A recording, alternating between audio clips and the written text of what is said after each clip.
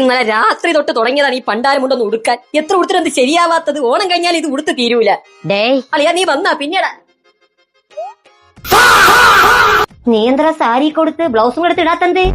എനിക്ക് മുണ്ടെടുക്കാൻ അറിഞ്ഞൂടാ. 5 അടിയുള്ള എനിക്ക് എന്തിനാ ഈ 10 അടി നീളമുള്ള മുണ്ട്? ഇതിലും ഭേദം അമ്മയുടെ പാവാട കൊടുത്ത് ഇറങ്ങിയാൽ മതിയായിരുന്നു. കോളേജ് പരിപാടിക്ക് മുണ്ടെടുത്തോണ്ട് പോയി മാസ് കാണിക്കാന്ന് നീ അല്ലടാ പറഞ്ഞത്. ഇങ്ങനെ പോയാൽ നമ്മളെ മാസ് കാണാൻ വന്ന പിള്ളേര് പകുതി വെച്ച് മുണ്ടഴിഞ്ഞ് നമ്മളെ ആസായിരിക്കും കാണുന്നത്.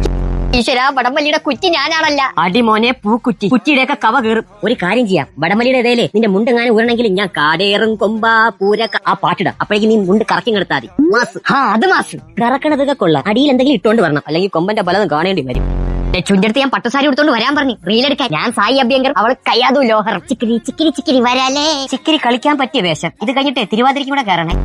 നീ പറ്റുമെങ്കിലേ കടയിൽ പോയി രവി കൂടെ വാങ്ങിച്ചോണ്ടോ. എന്തിനി? കൂടുതൽ ഇരിക്കലേ ഒട്ടിച്ച് വയ്ക്കാൻ. മുണ്ടെടുക്കുന്നല്ലേ നമ്മൾ എല്ലായിടത്തും പറഞ്ഞത്. എവിടെ ഉടുക്കുന്നു പറഞ്ഞില്ലല്ല. വഴിയുണ്ട്. ഇത്രേ ഉള്ളൂ കാര്യം. ഇതിനാണ് നമ്മളത് മെഴുകിയത്.